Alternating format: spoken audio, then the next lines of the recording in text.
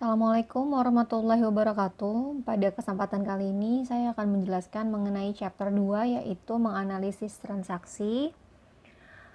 Dengan tujuan pembelajaran adalah sebagai berikut. Yang pertama, untuk menjelaskan karakteristik suatu akun dan bagian akun.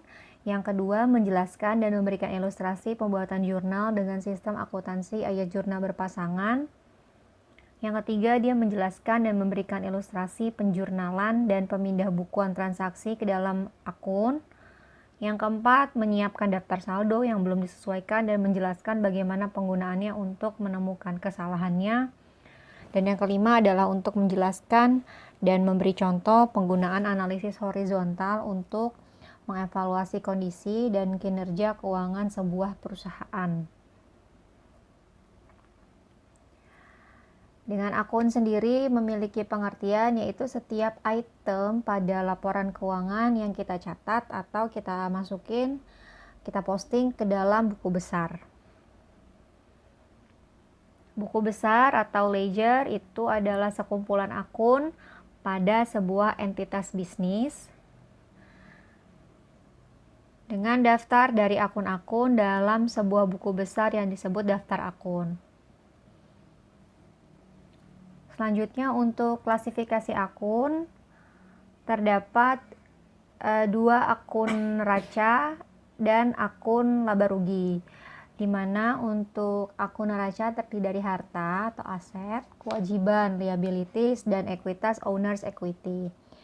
Untuk aset sendiri adalah sejumlah sumber daya yang dimiliki oleh entitas bisnis, sehingga sumber daya tersebut biasanya dapat berupa benda yang mempunyai wujud fisik, contohnya seperti kas dan bahan habis pakai, atau benda yang tidak berwujud tapi memiliki nilai bagi perusahaan. Contohnya apa saja? Contohnya ada hak paten, ada hak cipta, dan merek dagang. Namun, ada beberapa contoh aset yang meliputi dari piutang, beban dibayar di muka, contohnya seperti asuransi, lalu ada gedung, peralatan, tanah, dan juga kendaraan atau mesin. Selanjutnya, untuk liabilitas atau kewajiban adalah hutang kepada pihak luar atau kreditor. Nah, untuk liabilities ini sering mudah dikenali di laporan posisi keuangan itu dengan nama-nama akun yang selalu atau disertai dengan kata hutang. Contohnya apa saja? Contohnya seperti hutang usaha, lalu hutang wesel bayar, ada juga hutang upah.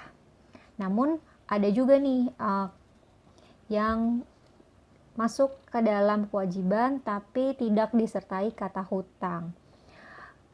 Itu contohnya adalah pendapatan diterima di muka. Kenapa? Karena kas yang diterima sebelum jasa itu diberikan akan menimbulkan kewajiban untuk melakukan jasa. Jadi pendapatan di muka ini tuh komitmen atas jasa di masa mendatang. Gitu. Contohnya seperti apa? Contohnya seperti uang berlangganan majalah yang diterima oleh si penerbit. Lalu uang kuliah yang diterima oleh universitas di awal semester. Untuk ekuitas pemilik atau owner's equity adalah hak pemilik terhadap aset perusahaan setelah liabilities dibayarkan. Jadi untuk perusahaan perseorangan biasanya ekuitas pemilik dalam pelaporan posisi keuangan itu diwakili oleh saldo akun modal pemiliknya. Sehingga untuk ekuitas ini biasanya nanti akan ada yang namanya akun prive atau penarikan pemilik. Nah, penarikan pemilik ini biasanya menunjukkan jumlah penarikan yang dilakukan pemilik untuk kepentingan pribadinya dia. Nah, untuk akun laba rugi ada dua akun di mana ada pendapatan dan juga ada beban. Untuk pendapatan sendiri adalah kenaikan dalam ekuitas pemilik sebagai hasil dari menjual barang atau jasa ke pelanggan. Contohnya apa saja? Contohnya ada pendapatan jasa, ada pendapatan penjualan, dan ada pendapatan komisi, dan juga ada pendapatan sewa. Nah, untuk beban sendiri atau expense ini dia merupakan hasil dari penggunaan aset atau jasa dalam proses menghasilkan pendapatan. Contohnya meliputi beban gaji, beban sewa, beban utilitas, yang terdiri dari beban listrik, air, telepon, lalu ada juga beban yang bahannya itu habis dipakai, beban iklan, dan beban lainnya.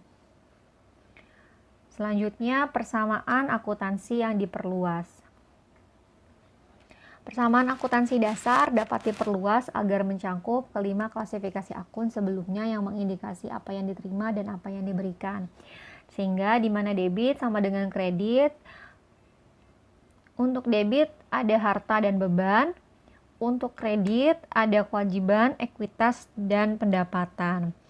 Nah, saat terjadi selisih antara pendapatan dan ekuitas, maka itu kita sebut dengan laba bersih.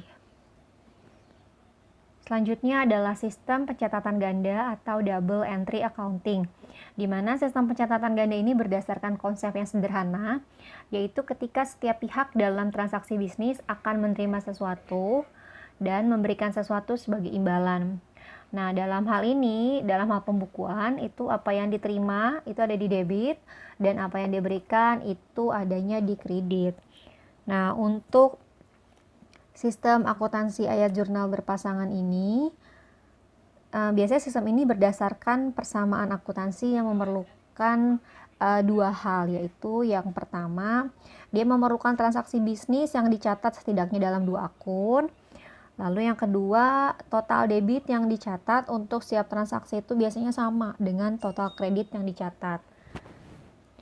Nah, lalu ada akun T atau T account, yaitu menggambarkan sebuah neraca yang seimbang.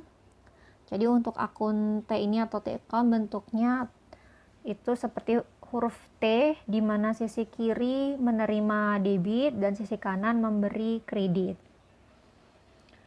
Nah, membuat akun T itu contohnya seperti yang ada di slide ini, kita bikin dulu huruf T besar, dengan dimana di atasnya kita tulis nama akunnya, lalu sisi kiri posting angka angka yang debit, lalu sisi sebelah kanan kita tulis atau posting angka yang ada di kredit, sehingga jumlah debit dan kreditnya.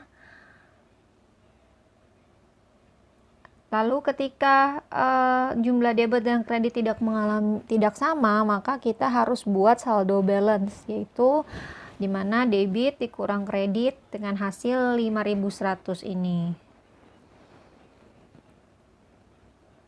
Selanjutnya, aturan debit dan kredit akun neraca.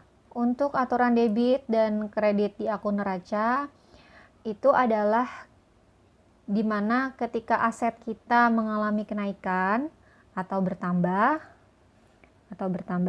maka kita akan mencatatnya pada posisi transaksi di debit. Lalu ketika aset kita atau harta kita berkurang, mengalami pengurangan, maka kita mencatatnya di posisi kredit. Nah, untuk kewajiban sendiri, ketika debit itu adalah ketika posisi akun kewajiban kita mengalami penurunan atau pengurangan, dan berada di posisi kredit ketika kewajiban kita mengalami posisinya itu naik atau bertambah. Nah, untuk ekuitas, akun ekuitas akan dicatat dalam posisi debit ketika mengalami penurunan atau pengurangan, dan akan dicatat pada posisi kredit jika mengalami kenaikan atau bertambah. Nah, untuk aturan debit dan kredit akun laba rugi pada akun beban, kita mencatat pada posisi debit jika bebannya mengalami kenaikan atau penambahan, dan jika beban mengalami penurunan atau berkurang, kita mencatatnya pada posisi kredit. Untuk akun pendapatan sendiri, kita catat di posisi debit jika pendapatan turun atau berkurang, kita catat pada posisi kredit jika pendapatan kita naik atau bertambah. Nah, pada slide ini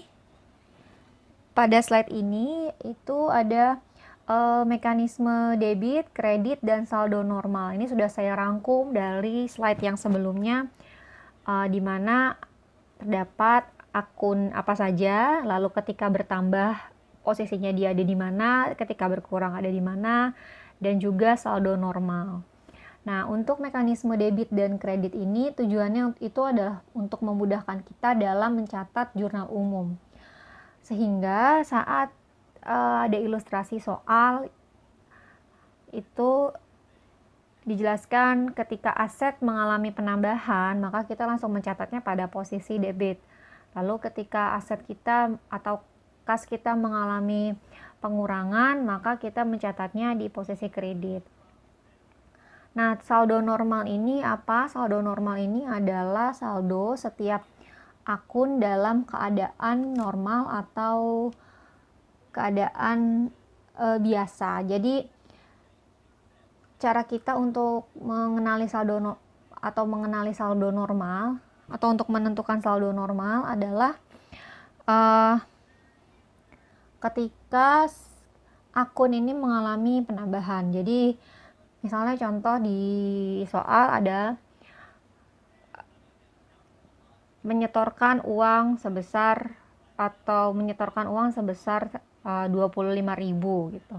Berarti kan aset kita yaitu berupa kas itu mengalami penambahan di debit sebesar 25.000. Nah, saat kita sudah menentukan kas kita bertambah dan berada di debit, berarti untuk saldo normalnya itu saldo normal dari si aset ini dia adanya di debit gitu. Nah, saran saya adalah kalian pahami mekanisme debit, kredit, dan saldo normal ini karena akan berguna untuk kedepannya gitu. Jangan dihafal. Kalau dihafal, sewaktu-waktu kalian akan lupa. Tapi kalau kalian udah pahami betul, kalian akan mudah untuk mengenali akun-akun ini itu posisinya di debit atau kredit sih ketika bertambah dan ketika berkurang. Nah, saya akan jelasin dari slide ini. Yang penting adalah di sini terdapat yang namanya akun kontra. Akun kontra itu apa sih?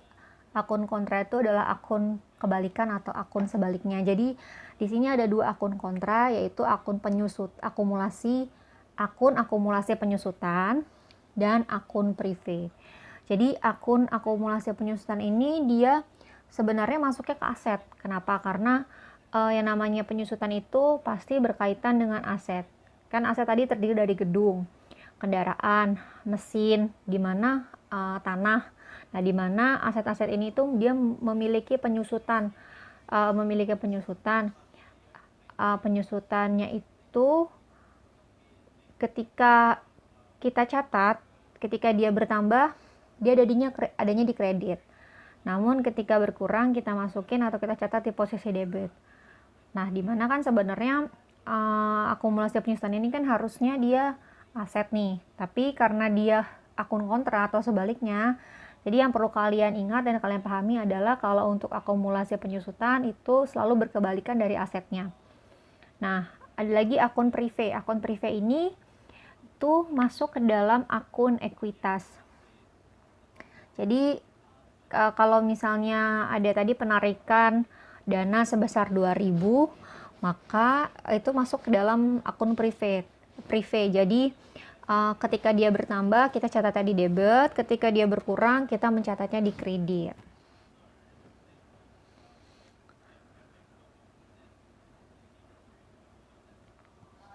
Selanjutnya ini ada transaksi akun neraca, yaitu dengan ilustrasi sebagai berikut.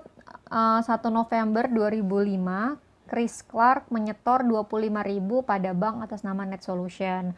Di sini ada kata-kata menyetor. Kalau dia menyetor, berarti kasnya dia tadi bertambah. Kalau bertambah tadi posisinya di mana? Posisinya di debit.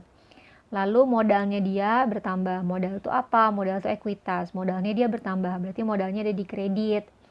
Kita catat 25.000, 25.000. Nah, untuk cara pembuatan jurnal, kalian harus menulis di sini tanggal, bulan, tahunnya. Supaya memudahkan kalian dalam pencatatan dan mengenali jurnal yang kalian posting atau kalian catat gitu. Nah, di sebelah kanan ada akun T atau T account. Ditulis di sini kasnya di bagian debit 25.000, modalnya di bagian kredit 25.000. Lalu untuk yang B, Net Solution membeli tanah 20.000 dibayar tunai. Berarti asetnya dia bertambah berupa tanah sebesar 20.000. Namun karena dia beli tanah, maka uang kasnya dia tuh berkurang. Maka kasnya kita catat di posisi kredit. Dengan harus dikasih penjelasan yaitu untuk membeli tanah. Nah, ini akun T-nya sama seperti yang di atas tadi. Selanjutnya untuk transaksi dan akun laba rugi adalah tanggal 18 November Net Solution menerima 7.500 dari pelanggan atas jasa yang dilakukan. Jadi dia mendapat 7.500 dari jasa dari pelanggan atas jasa. Maka kasnya dia bertambah menerima 7.500 sehingga kasnya dia bertambah. Selain kas yang bertambah, dia juga ada pendapatan jasa. Pendapatan jasanya dia bertambah, maka kita catat di posisi kredit. Sehingga di sini akun T-nya sama, tinggal dipindahin aja apa yang ada di posisi debit, ada apa yang ada di posisi kredit, kita bikin huruf T lalu kita catat. Nah, selanjutnya 30 November Net Solution itu menghitung ada 800 perlengkapan yang telah habis digunakan. Maka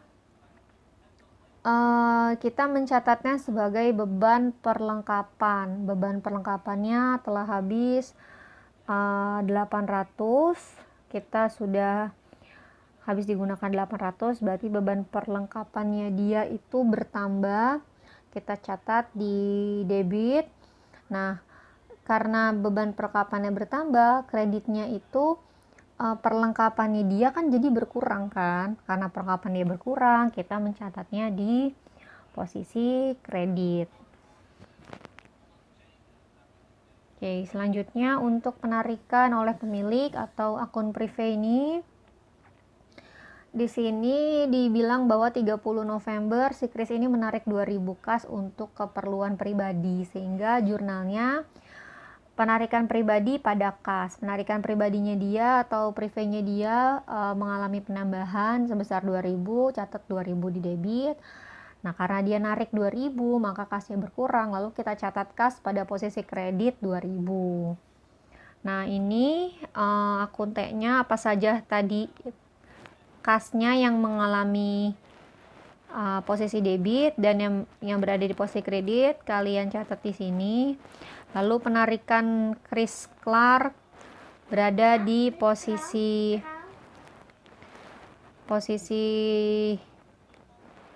debit sebesar 2.000. Nah, untuk slide ini adalah saldo normal akun di mana kenaikan atau normal balance dan penurunan. Akun-akunnya apa saja? Neraca.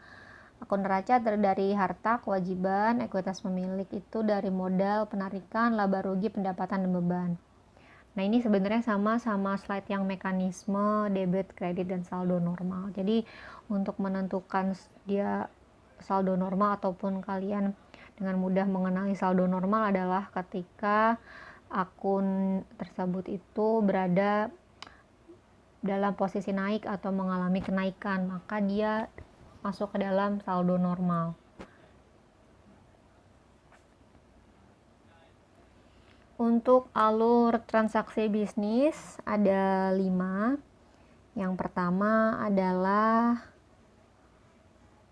persetujuan transaksi, yang kedua transaksinya terjadi, lalu yang ketiga dokumennya kita siapin, yang keempat mencatat jurnal, dan yang kelima memposting ke buku besar.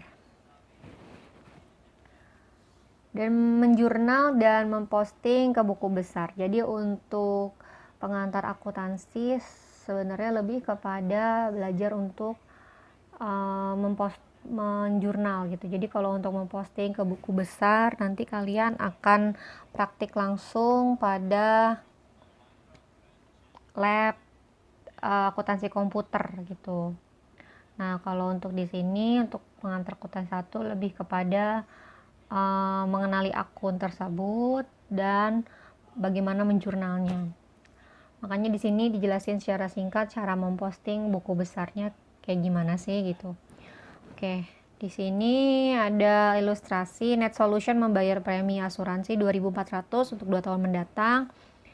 Jadi asuransi dibayar di mukanya dia bertambah, ada di debit. Lalu kasnya dia berkurang karena dia udah bayar asuransi. Jadi kasnya dia ada di kredit. Gitu. Lanjutnya ini tadi jurnal pada halaman 2. Nah, untuk tanggalnya ini tanggal 1 Desember ya, bukan tanggal 31. Nah, pada akunnya pada saat kita memposting kita catat di sini akun asuransi dibayar di muka. Akunnya nomor 15, tanggalnya jangan lupa kita catat. Lalu debitnya kita masukin 2.400. Taruh di debit, saldonya 2.400. Nah, di jurnal kan tadi kita masukin ke halaman 2 nih, kita catat di halaman 2. Sehingga di sini untuk di buku besar kita postrefnya tulis postref halaman 2 supaya memudahkan dalam mencari akunnya gitu. Jadi kalau udah tahu oh halaman 2, tinggal di searching halaman 2. Jadi lebih memudahkan kita dalam melakukan pengecekan. Nah, untuk kasnya tadi ini akun kas, kita catatnya akun nomor 11. Tulis tanggalnya di sini. Masukin kredit. Tadi kan dia berada di posisi kredit tuh di jurnal. Jadi kita masukin 2.400 di posisi kredit. Nah, setelah sebelumnya kan kita udah catat nih pada 30 November si kas ini dia berada di posisi debit dengan saldo total saldonya 5.900. Nah, 1 Desember dia ada kredit 2.400 sehingga setelah dikurangkan saldo balance-nya itu ada di 3.500. Jangan lupa postrefnya kita catat di halaman berapa. Nah, untuk jurnalnya, postrefnya juga kita catat kalau si kas ini berada di akun nomor 11.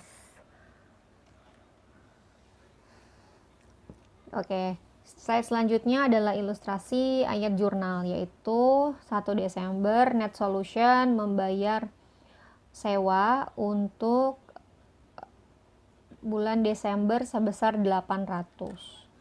Jadi beban sewanya dia kan berarti bertambah tuh. Kalau beban bertambah kita catat di posisi debit 800 karena dia membayar sewa berarti kasnya dia berkurang 800. Lalu ilustrasi ayat jurnal yang selanjutnya adalah ketika Net Solution pada tanggal 1 Desember ini menerima 360 untuk sewa. Jadi dia menerima 360 untuk 3 bulan sewa mulai 1 Desember. Maka kasnya dia diterima atau dia kasnya mengalami penambahan sebesar 360 dan sewa diterima di mukanya kita taruhnya di posisi kredit. Nah, 4 Desember Net Solution membeli peralatan kantor dengan kredit pada eksekutif supply sebesar 1.800. Jadi peralatan kantornya mengalami penambahan berada di posisi debit sebesar 1.800 tapi dia punya hutang karena dia tadi belinya secara kredit. Nah, kewajibannya dia berarti bertambah sebesar 1.800. Nah, kalau untuk menentukan tadi peralatan kantor ini masuknya ke aset. Nah, jadi ketika asetnya dia bertambah, maka kalian catat di posisi debit. Nah, ilustrasi ayat jurnal yang selanjutnya adalah 6 Desember Net Solution ini membayar $180 iklan di surat kabar. Jadi beban iklan sebesar 180. Nah, karena dia sudah bayar beban untuk bayar beban, maka kasnya dia berkurang 180.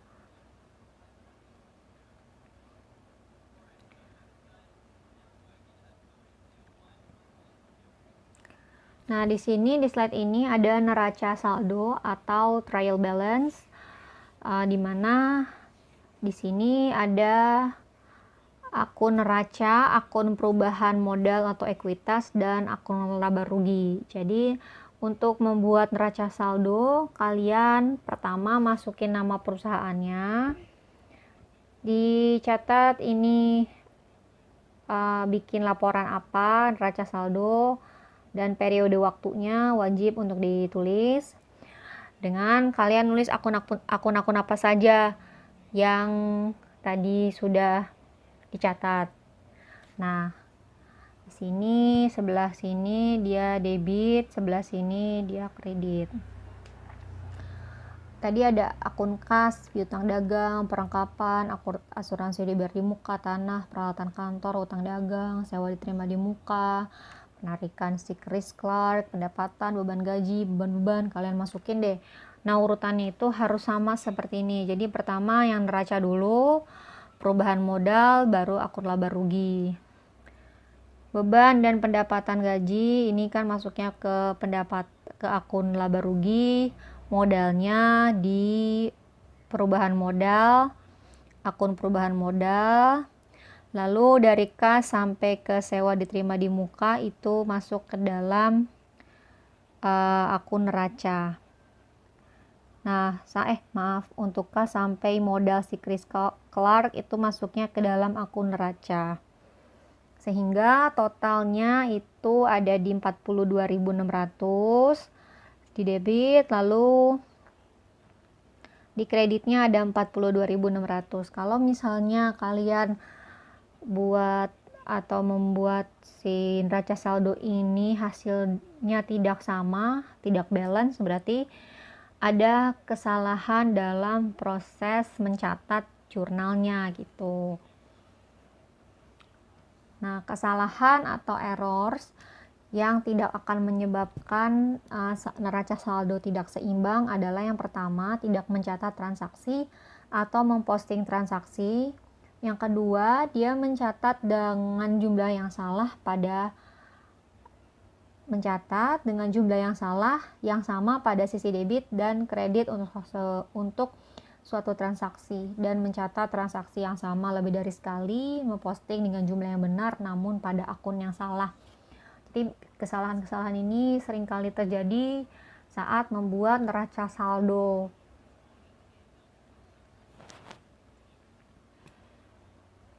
Yang membuat tidak seimbang bisa juga karena salah menyiapkan, akunnya salah, dan salah memposting. Koreksinya, ketika ayat jurnal salah tapi belum diposting, kalian gambar garis error tersebut dan masukkan ayat jurnal atau jumlah yang benar. Lalu yang kedua, ayat jurnal benar tapi salah posting, gambar garis posting yang salah dan yang benar. Oke, contoh koreksi kesalahan di sini di slide 26 dan 27. Contohnya bisa dibaca sendiri. Lalu untuk analisis dan interpretasi keuangan adalah untuk membandingkan sebuah akun pada laporan keuangan sekarang dan akun yang sama pada laporan keuangan sebelumnya yang disebut dengan analisis horizontal.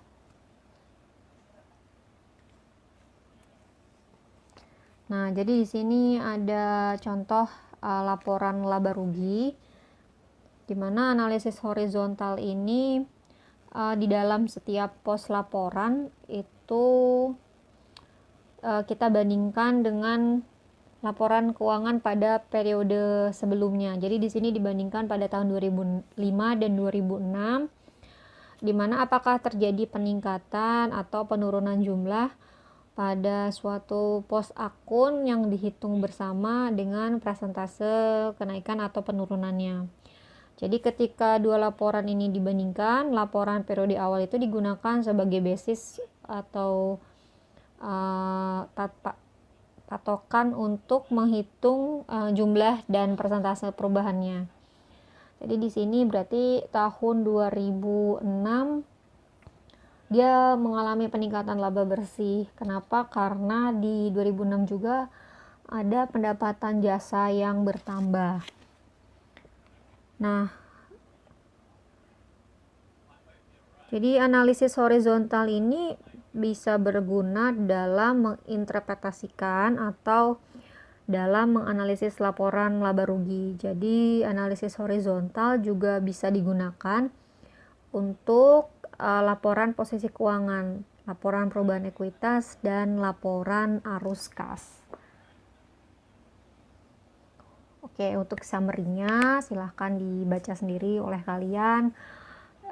Namun yang mau saya jelaskan untuk rangkuman dari pertemuan minggu ini adalah kalian harus benar-benar paham dan benar-benar mengerti bagaimana mengklasifikasi akun, atau ketika ada soal kalian udah bisa tahu dia itu akun masuknya tuh ke kas, ke hutang, atau ke ekuitas gitu. Jadi jangan sampai keliru. Misalnya contoh seperti membeli perlengkapan itu kan dia masuknya ke kas gitu. Jadi kalau membeli perlengkapan berarti kan perlengkapannya dia bertambah. Nah, kalau membeli secara cash berarti kasnya dia berkurang. Jadi kita bahasnya di sini adalah mereka ini berdua sama-sama akun masuknya ke akun aset gitu, perlengkapan dan kas. Jadi saat akun aset bertambah, posisi transaksi kita catat di debit. Saat akunnya mengalami pengurangan, kita catatnya di posisi kredit. Jadi di situ jangan sampai salah mengklasifikasikan ataupun salah menentukan sebuah akun. Kenapa? Karena akan terjadi kesalahan yang cukup fatal. Nah, mungkin di sini ada yang SMA-nya bukan SMA dari IPS, dari IPA misalnya, yang masih belum paham menentukan akun apa saja yang masuk ke dalam aset, ke dalam kewajiban, ke dalam ekuitas gitu. Jadi saran saya dipahami aja, dibaca lagi slide yang sudah saya kasih. Semoga bisa bermanfaat bagi kalian. Kurang lebihnya saya mohon maaf. Terima kasih. Assalamualaikum warahmatullahi wabarakatuh.